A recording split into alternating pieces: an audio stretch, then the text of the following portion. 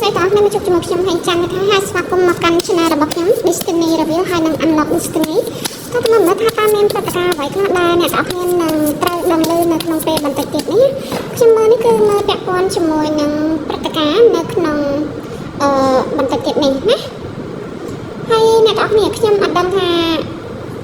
មានរឿងអ្វីមួយរយៈនេះអ្នកមួយចំនួនដោយគាត់ចង់ដឹងពាក់ព័ន្ធជាមួយនឹងរឿងការមកដល់នៃការងាររកស៊ីពីច្រើនគឺគាត់ចង់ដឹងពាក់ព័ន្ធជាមួយនឹងការរកស៊ីអញ្ចឹងគាត់ចង់ដឹងថាតើលុយកាក់របស់គាត់ក្នុងរយៈពេលប្រហែលខែទៀតបានដឹងបានមានតំណែងប្រសើរឡើងអញ្ចឹងណាប៉ុន្តែជាទូទៅខ្ញុំគឺអត់មានថាត្រូវមើល topic អីចឹងទេឬក៏យ៉ាងណាទេគឺខ្ញុំអត់កំណត់ topic ព្រោះអីនៅពេលដែលបកចេញមកពាក់ព័ន្ធជាមួយនឹងរឿងលុយកាក់ស្នេហាក៏ខ្ញុំមើលទាំងអស់សរុបណាប៉ុន្តែពីច្រើនគឺខ្ញុំបកមើលកាតចាក់ស្រាយបើកាតនឹងវាចេញមកនិយាយពីអ្វីគឺខ្ញុំនឹងបកស្រាយទៅតាមនឹងអញ្ចឹងណាអូខេអញ្ចឹងទៅមើលថាតើណាមានឱកាសអ្វីថ្មីឬក៏រឿងលុយកាក់ឬក៏ការងារដែលត្រូវមកដល់អត់ឬក៏រឿងស្នេហាអីអញ្ចឹងណាអូខេគឺខ្ញុំមើលបែបហ្នឹងហើយប្រសិនបើបងប្អូនចង់ឲ្យខ្ញុំមើលពាក់ព័ន្ធជាមួយនឹងតារានិកកុំភ្លេច comment ខាងក្រោមផងព្រោះអីដោយសារភាគច្រើនមនុស្សអត់សូវចាប់អារម្មណ៍ពេលខ្ញុំធ្វើវីដេអូហើយខ្ញុំអត់សូវមានពេលអញ្ចឹងខ្ញុំអត់ចង់ធ្វើវីដេអូណាដែលគេអត់សូវចាប់អារម្មណ៍មើលទេណាអញ្ចឹងអូខេអូតើមើលកាតដែលជ្រុះចេញមកវ៉ាវអ្នកនរគ្នាដូចជាមានកម្រងនៅក្នុងនេះខ្ញុំអត់តនិយាយអស់ហើយណាគឺដំណើរចាប់ផ្ដើមអ្នកនរគ្នាចង់ផ្ដោតទៅលើគោលដៅអ្វីមួយដែលប្រើចំណេះជំនាញអត់ថាអ្នកនរគ្នាកំពុងតែព្យាយាមរកឱកាសវ៉ាវ The Sun រឿងល្អខ្លាំងមែនតើណាកាតនេះគឺពាក់ព័ន្ធជាមួយអ្នកនរគ្នាព្យាយាមណា The Sun នេះតំណាងឲ្យជ័យជំនះពាក់ព័ន្ធជាមួយនឹងជោគជ័យសុភមង្គលអញ្ចឹងអាចថាអ្នកមួយចំនួនក្នុងពេលដែលគាត់បានឃើញវីដេអូនេះគឺកំពុងព្យាយាមរកកិច្ចការងារថ្មីៗដោយប្រើចំណេះនិងជំនាញរបស់គាត់ហើយគាត់រំពឹងទុកថានឹងបានជោគជ័យឬក៏កិច្ចការងារនឹងអាចជោគជ័យបានការងារដែលមានការសហការមានការគ្រប់គ្រងពីមនុស្សជុំវិញអាចថានៅកន្លែងការងាររបស់អ្នកនរគ្នានឹងដូចជាមានដំណឹងល្អមានអ្វីមួយប្រសើរឡើងមានការជ្រោមជ្រែងគ្នាបើសិនជាពាក់ព័ន្ធជាមួយនឹងរឿងជីវិតក៏កំពុងតែប្រសើរឡើងឱកាសនៃលុយកាក់វ៉ាវមាននរណាម្នាក់ផ្ដល់ចង់ផ្ដល់ឱកាសអាចថានៅក្នុងពេលដែលឃើញវីដេអូនេះអ្នកមួយចំនួននឹងទទួលបានឱកាសវិនិយោគឬក៏ជំនាញដល់ពេលវេលាដែលអ្នកនរគ្នានឹងចាប់ផ្ដើមគិតទៅលើការចាយវាយក៏ថាបានអ្នកខ្លះអាចចាប់ផ្ដើមធ្វើការសន្សំសំចៃឬក៏ធ្វើការសម្រេចចិត្តអ្វីមួយពាក់ព័ន្ធជាមួយលុយកាក់វ៉ាវខាត់អារម្មណ៍នៅក្នុងនេះគឺមានអ្វីមួយដែលនឹងមកដល់អាចថាអ្នកនរគ្នាឬក៏នរណាម្នាក់កំពុងតែរំពឹងទៅលើសុភមង្គលដែលអាចជប់ឡើងដោយដៃខ្លួនឯងឬក៏នរណាម្នាក់ដែលនៅទីឆ្ងាយកំពុងតែគិតនឹកដល់អ្នកទាំងអស់គ្នាផងក៏ថាបានមនុស្សម្នាក់នេះអាចថាជាមនុស្សម្នាក់ដែលមានលុយកាក់ស្រុកស្នាមគួរសមមានទាំងសុភមង្គលវ៉ាវគេគិតនៅក្នុងខួរក្បាលរបស់មនុស្សម្នាក់នេះគឺគិតច្រើនមែនទែនណាហើយអ្វីដែលសំខាន់គឺសិក្សាតែពាក់ព័ន្ធជាមួយរឿងដែលប្រសើរដំណើរជីវិតដែលនឹងមកដល់វ៉ាវ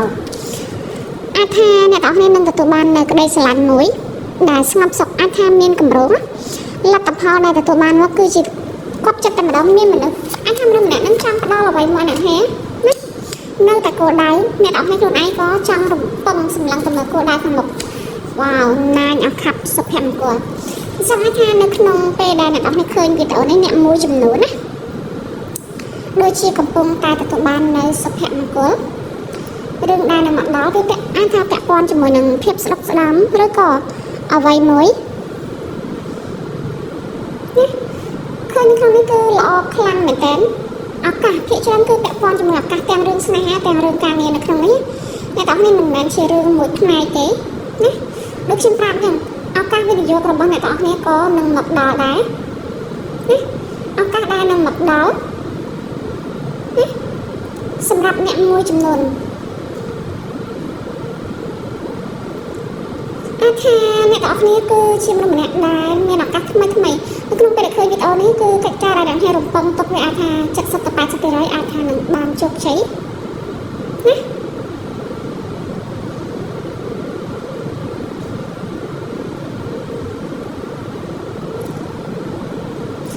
អាចថានឹងបានជោគជ័យខ្ញុំគិតថាអ្វីដែលអ្នកនរតែងតែតឹងរង់ចាំគឺឱកាសដែលប្រើសមត្ថភាពជាក់លាក់មួយហើយអ្នកនរដូចជាមានការគ្រប់គ្រងគ្នាអាចថានៅក្នុងរង្វង់គ្រួសារក៏មានការគ្រប់គ្រងនៅ ពេលដែលមនុស្សម្នាក់ដែលចូលមកដល់មនុស្សម្នាក់ដែលផ្ដល់ឱកាសឲ្យអ្នកនរគ្នាចូលមកដល់អាចថាគ្រប់យ៉ាងណាមនុស្សដែលលាក់បាំងអារម្មណ៍ពិតប្រាកដរបស់គេនិងបង្ហាញនៅអារម្មណ៍ពិតណាគឺគ្រប់យ៉ាងតែម្ដងណាអាចថាលុយកាក់របស់អ្នកនរគ្នាក្តីស្រឡាញ់ឬក៏វាសនាដែលនឹងផ្លាស់ប្ដូរយ៉ាងលឿនហ្នឹងវាអាចថាលឿនជាងការគិតរបស់អ្នកនរគ្នាទៀតព្រោះអីនៅក្នុងការអានកាតនេះវាពាក់ព័ន្ធជាមួយអំណាចនៃការចាប់ដើមអ្វីមួយថ្មីពិសេសគឺធម្មពលដែលចូលមកក្នុងជីវិតរបស់អ្នកនរគ្នាក្នុងពេលបន្តិចទៀតណាទាំងលុយកាក់និងស្នេហាទាំងអស់នេះព្រោះអីវាពាក់ព័ន្ធជាមួយការផ្ដល់ឲ្យណានៅក្នុងខួរក្បាលដែលពោពេញទៅដោយរឿងលុយកាក់ហើយសុភមង្គលណាអាចថាអ្នកនរគ្នាប្រសិនមកអ្នកនរគ្នាគិតថាវីដេអូនេះជារបស់អ្នកនរគ្នាកុំភ្លេចខមមិនខាងក្រោមផងដោយសារអ្នកខ្លះអាចថាយ៉ាងយូរមួយសប្តាហ៍ជីវិតរបស់អ្នកនរគ្នាអាចនឹងរំកិលទៅខាងមុខតែម្ដងជីវិតណាអាចថាមានអ្វីមួយកំពុងតែធ្វើឲ្យអ្នកនេះបានឃើញយ៉ាងច្បាស់តែម្ដងពិសេសគឺតំណែងក្នុងធម៌ពលការសន្ទនារបស់នរណាម្នាក់ដែលនឹងចូលមកឬក៏ផ្ញើសារឲ្យអ្នកនរគ្នាព្រោះម្នាក់ហ្នឹងគឺតែងតែខ្លំមើលអ្នកនរគ្នាក្នុងទីអាថ៌កំបាំងណាហើយគេត្រឡប់ចូលមកក្នុងធម៌ពលមួយយ៉ាងដែលឲ្យអ្នកនរគ្នារំពឹងទុកបានណាអត់ជាក់លាក់ចង់និយាយថាពេលវេលាដែលគេចូលមកគឺវាអត់ជាក់លាក់គាត់ថាចូលមកគឺអ្នកនរគ្នាអត់រំពឹងទុកថាអូម្នាក់ហ្នឹងចូលយ៉ាងលឿនឬក៏ចូលមកអញ្ចឹងណាអញ្ចឹងអាចថាអារម្មណ៍ដែលគេគិតដល់អ្នកនរគ្នាហ្នឹងគឺវាជ្រៅជាងការដែលក្តីស្រឡាញ់ដែលគេបង្ហាញអ្នកនរគ្នាទៅទៀតណាអាចថាក្តីស្រឡាញ់ឬក៏អាការស្រឡាញ់ខាងក្រៅគេបង្ហាញចេញមកវាអត់សូវប្រមាណដូចក្នុងចិត្តរបស់គេក្នុងចិត្តរបស់គេវាហាក់បីដូចជាជ្រៅជ្រៅខ្លាំងមែនតើណានៅក្នុងនេះគឺផ្លាស់ប្ដូរខ្លាំងណាអាចថាសំណាងរបស់អ្នកនរគ្នាផងក៏ថាបានណាបើសិនជានិយាយរឿងលុយកាក់វិញណាឱកាសលុយកាក់នឹងមកដល់ការងារថ្មីក៏ចូលមកដល់គម្រោងថ្មីពាក់ព័ន្ធជាមួយនឹងគម្រោងថ្មី project ថ្មីអ្នកទាំងអស់គ្នាឬក៏អាចថាអ្នកទាំងអស់គ្នាតែងតែសម្លឹងមើលឱកាសទាំងអស់ហ្នឹងអ្នកទាំងអស់គ្នាតែងតែសម្លឹងមើលឱកាសទាំងអស់ហ្នឹងណាអ្វីមួយដែលចាប់ផ្ដើមវារបៀបថា fresh start សម្រាប់អ្នកទាំងអស់គ្នាថ្មីស្រឡាងតែម្ដងណាប៉ុន្តែអ្វីដែលសំខាន់អ្នកទាំងអស់គ្នាគួរតែប្រុងប្រយ័ត្នមិនមែនគ្រប់គ្នាជុំវិញអ្នកទាំងអស់គ្នាសុទ្ធតែគ្រប់គ្រងទៅលើភាពជោគជ័យរបស់យើងទេមនុស្សតែសារនៅក្នុងនេះខ្ញុំឃើញអ្នកទាំងអស់គ្នាហ្នឹងគឺហាក់បីដូចជារំភើបខ្លាំងរីករាយខ្លាំងនៅពេលដែលរឿងអស់នឹងចូលមកដល់ប៉ុន្តែខ្ញុំចង់ឲ្យអ្នកទាំងអស់គ្នាហ្នឹងគ្រប់គ្រងអារម្មណ៍គ្រប់គ្រងការគិតរបស់យើងព្រោះអីមិនថានៅជុំវិញរបស់យើងមានមនុស្សគ្រប់គ្រងក៏ពិតមែនប៉ុន្តែមនុស្សគ្រប់គ្នាចង់ឃើញយើងល្អតែគេអត់ចង់ឃើញយើងល្អជាងគេទេត្រូវចាំខ្ញុំនិយាយសម្ដីឡើងនេះគ្រប់មនុស្សណាចង់ឃើញយើងល្អប៉ុន្តែមិនចង់ឃើញយើងល្អជាងគេទេចង់ឃើញយើងជោគជ័យក៏មិនចង់ឲ្យយើងជោគជ័យជាងគេដែរអញ្ចឹងត្រូវប្រុងប្រយ័ត្នណាពេលខ្លះគឺមិនត្រូវបង្ហាញអារម្មណ៍ពិតខ្លាំងពេករំភើបពេករំជើបរំជួលពេកទៅបង្ហាញគេទេមនុស្សខ្លះញញឹមនឹងមុខយើងប៉ុន្តែលួចចំណែនក្នុងចិត្តណាអញ្ចឹងចូលប្រយ័ត្នចំពោះរឿងធម៌ពលក្តីស្រឡាញ់វិញដូចខ្ញុំនិយាយអញ្ចឹងគឺមានមនុស្សដែលនៅតែមានអារម្មណ៍ជ្រាលជ្រៅសម្រាប់អ្នកនរគ្នាគេប្រហែលជានៅឆ្ងាយពីអ្នកនរគ្នាប៉ុន្តែអ្វីដែលអាចប្រកបប្រជាគឺការគិតរបស់គេចំពោះអ្នកនរគ្នាទោះបីមនុស្សម្នាក់ហ្នឹងនៅឆ្ងាយក៏ប៉ុន្តែខ្ញុំនិយាយថាមនុស្សម្នាក់ហ្នឹងអាចនៅឆ្ងាយដែរនេះណា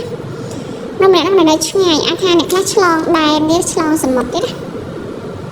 ដែលគិតដល់អ្នកនរគ្នាទោះបីជាគេនៅឆ្ងាយប៉ុន្តែនៅគិតដល់អ្នកនរគ្នា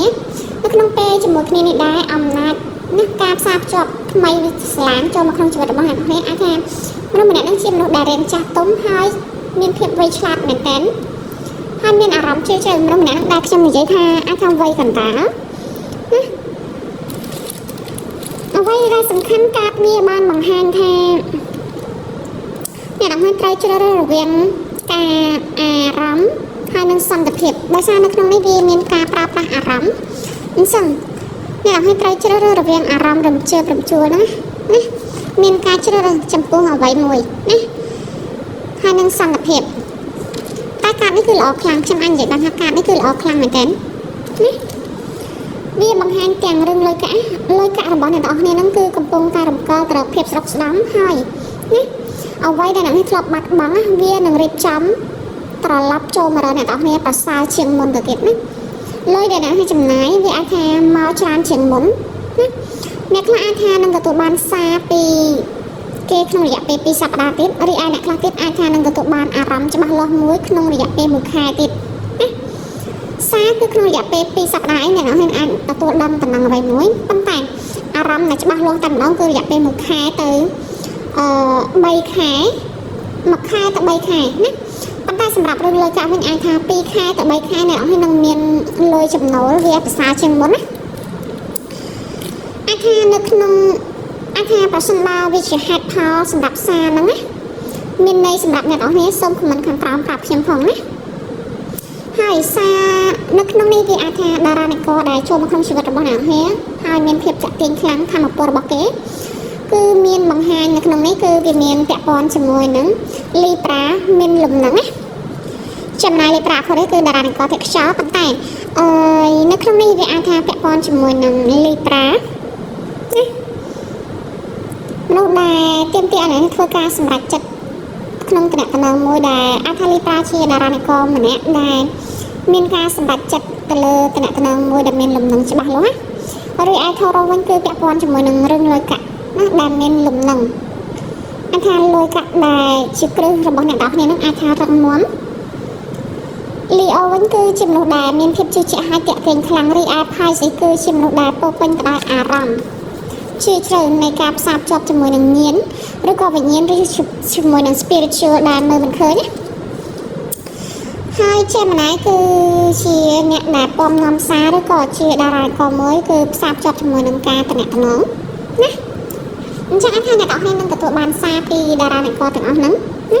អាចថាអ្នកនរកំពុងតែផ្លាស់ប្ដូរជីវិតនៅក្នុងផ្លូវមួយដែលត្រឹមត្រូវមនុស្សដែលនឹកដល់អ្នកនរហ្នឹងក៏ជាមនុស្សម្នាក់ដែលចាស់ទុំជ្រាលជ្រៅទាំងលុយកាក់និងស្នេហាវាប្រៀបដូចជាមានសារៈសំខាន់សម្រាប់អ្នកទាំងអស់គ្នាខ្លាំងជាងអ្វីទាំងអស់ណាមិនថាតែអ្នកទាំងអស់គ្នាសូម្បីតែខ្ញុំក៏បែបនឹងដែរណាមិនសូម្បីថានៅក្នុងនេះវាអាចថាពាក់ព័ន្ធជាមួយនឹងលុយកាក់ក៏ដូចជាស្នេហាណាពិសេសគឺមនុស្សម្នាក់ដែលនៅតែគិតដល់អ្នកទាំងអស់គ្នាទោះបីជាគេនៅឆ្ងាយក៏ដោយអាចថាមនុស្សម្នាក់ដែលនៅឆ្ងាយកំពុងតែគិតដល់អ្នកទាំងអស់គ្នាអាចថាជាស្នេហាថ្មីណាហើយក៏អាចជាការជូនពរឬក៏ការផ្ដល់ពរពី spiritual ពាក់ព័ន្ធជាមួយនឹង financial ណាជាមួយនឹងរឿងលុយកាក់វាសុទ្ធសឹងតែពាក់ព័ន្ធរវាងអ្នកទាំងពីរអញ្ចឹងតាមលោកដែលនៅឆ្ងាយដែលគិតដល់អ្នកទាំងគ្នាជារៀងរហូតហ្នឹងទោះបីជានៅឆ្ងាយតើគេគិតបែបណាខ្ញុំចង់ដឹងថាតាមលោកអ្នកហ្នឹងគិតបែបណាដែរចំពោះរឿងលុយកាក់ខ្ញុំបាននិយាយហើយអញ្ចឹងខ្ញុំចង់លើរឿងស្នេហាណានៅក្នុងការបកបន្ថែមដោយសាររឿងលុយកាក់គឺដឹងតែមានលំនឹងក្នុងរយៈពេល2ទៅ3ខែរីឯស្នេហាវាអាចថា1ខែទៅ2ខែនឹងមានដំណឹងច្បាស់លាស់រីឯ2សប្តាហ៍ទៀតអីហ្នឹងអ្នកនរនឹងទទួលបានសារពីគេណាអញ្ចឹងដើម្បីទទួលបាននៅធម៌ពលវិជ្ជមានត្រឡប់ទៅសូម comment ហើយនឹង share ចែករំលែកដល់អ្នកនេះណាខ្ញុំភ្លេចប្រាប់ខ្ញុំឲ្យដឹងផងថាតើវីដេអូនេះជាអ្វីដែលអ្នករងចាំដែរអត់ណាខ្ញុំឃើញថាអ្នកខ្លះគឺរងចាំសារនឹងខ្លាំងមែនទែនហើយមុននេះគឺខ្ញុំឃើញនាទី13អញ្ចឹងវាអាចថាដំណើរនៃការចាប់ផ្ដើមប៉ុន្តែមានសារមួយសំខាន់គឺការ support ពីចក្រវាឡណាអញ្ចឹងមានការ support ពីចក្រវាឡឲ្យអ្នកនរនឹងសិទ្ធិអ្វីក៏ដោយគឺប្រុងប្រយ័ត្នច្បាស់លាស់ទៅលើខ្លួនឯងណាអ្នកនរមានមនុស្សដែលចង់បានអ្នកនរតែម្នាក់គាត់ប៉ុន្តែអាចថាមនុស្សម្នាក់នឹងនៅឆ្ងាយមែនមានមនុស្សដែលនៅឆ្ងាយកំពុងតែនឹកដល់អ្នកនរគ្នាអាចថាគេចង់សុំទៅគេចង់ដឹងថាតើអ្នកនរគ្នាហ្នឹងសុខទុក្ខយ៉ាងណាដែរពិសេសណាគេសុំទៅដែលគេមិនបានដឹងថាមិនបានដឹងពីរបៀបតើស្រឡាញ់អ្នកនរគ្នាបែបណាឲ្យបានត្រឹមត្រូវណាមនុស្សម្នាក់ហ្នឹងគឺនៅឆ្ងាយមែនណាមនុស្សម្នាក់នេះអាចថាអ្នកនរធ្លាប់ឆាតធ្លាប់និយាយលេងជាមួយគ្នារួចហើយក៏បាត់ឈឹងអីចឹងណាគេអត់ដឹងថាគួរនិយាយអីវ៉ាវកាប់នេះជ្រុំអូ sorry វាអាចថាមនុស្សម្នាក់ដែលមនុស្សម្នាក់នេះគឺតាមខ្លំមើលអ្នកនរពិសេសគឺខ្សែភ្នែកដែលពោពេញគេគិតថាខ្សែភ្នែករបស់អ្នកនរមានភាពតាក់ទាញខ្លាំងមែនតើអ្នកនរហ្នឹងគឺជាមនុស្សម្នាក់ដែលគេអាចថាគេខ្លាចបាត់បង់អ្នកនរអាចថាជាចំណែកមួយនៅក្នុងជីវិតរបស់គេនិយាយរួមគឺមនុស្សម្នាក់ហ្នឹងខ្លាចរៀងកំសាកបន្តិចក្នុងការដែលចង់ផ្ដល់សារចង់តាក់ទងមកអ្នកនរថាវាហាក់បីដូចជាមានអ្វីមួយជាប់កកគេអញ្ចឹង ខ្ញុំអាចនិយាយបានចឹងប៉ុន្តែនៅចំពោះគោលដៅវិញអ្នកទាំងនេះហាក់បីដូចជាដឹងច្រើនហើយអ្វីដែលសំខាន់នៅក្នុងសារនេះវាមានសារពាក់ព័ន្ធជាមួយនឹងសុភមង្គលច្រើនណាភាពជោគជ័យក្តីសង្ឃឹមដែលមកដល់នៅក្នុងនេះបង្ហាញពីការគិតគូរពាក់ព័ន្ធជាមួយនឹងរឿងលុយកាក់អ្នកទាំងនេះគឺផ្ដោតទាំងរឿងស្នេហានិងលុយកាក់តែម្ដងនៅក្នុងសារវីដេអូនេះវាខុសពីវីដេអូមុនខ្ញុំឃើញនេះអាចថាអ្នកមួយចំនួនគឺគិតខ្លាំងបំផុតទៅលើរឿងលុយកាក់ស្នេហានិងសុភមង្គលគឺ3ចំណុចហ្នឹងគឺទាមទារចង់បានទាំងព្រមណាប្រសិនមកអ្នកទាំងនេះពិតជាចាំណាស់សូមខមមិនខាងក្រោមខ្ញុំបានដឹងផងណា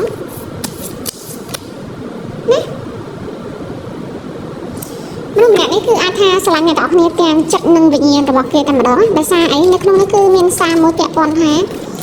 I love you ណាខ្ញុំទៅជើងកាមេរ៉ាហ្នឹងមនុស្សម្នាក់ដែលនិយាយថាណាខ្ញុំស្រឡាញ់អ្នកទាំងគ្នាជាមួយទាំងចិត្តទាំងវិញ្ញាណនិងបេះដូងខ្ញុំទាំងអស់តែម្ដងណាដូចខ្ញុំនិយាយមនុស្សម្នាក់នេះបើសិនជាអាចជប់អ្វីបានគេនឹងជប់ណាបើអាចហោះមកដល់អ្នកទាំងគ្នាបានក៏អាចហោះមកបើអាចហែលមកដល់អ្នកទាំងគ្នាបានគេហែលមកដូចត្រីនឹងចឹងណាចាំមិនថាមនុស្សម្នាក់នេះគឺមានអារម្មណ៍ជ្រាលជ្រៅជាប់ចម្ពាក់ជាមួយអ្នកទាំងគ្នានៅក្នុងនេះវាជាសាររបស់គេសារដែលគេគិតថាអ្នកទាំងគ្នាជាគ្រប់យ៉ាងអ្នកទាំងគ្នាជាស្នេហាដែលចាស់ទុំសម្រាប់គេចង់ផ្ដល់ឲ្យអ្នកទាំងគ្នាមិនត្រឹមតែសុភមង្គលទេផ្ដល់ទាំងលុយកាក់ណាក្នុងគំនិតក្នុងខួរក្បាលរបស់គេគឺចង់បង្កើតគ្រួសារមួយប្រកបជាមួយនឹងអ្នកទាំងអស់គ្នាខ្ញុំឃើញនេះណាវាពាក់ព័ន្ធជាមួយនឹងសុភមង្គលរយៈពេលយូរអង្វែងណាសុភមង្គលក្នុងរយៈពេលយូរអង្វែងរបស់គេមកដល់អ្នកទាំងអស់គ្នានំអ្នកនេះគឺមានអារម្មណ៍ជ្រាលជ្រៅខ្លាំងមែនទែនណាគួរកាត់ជាប់ដៃ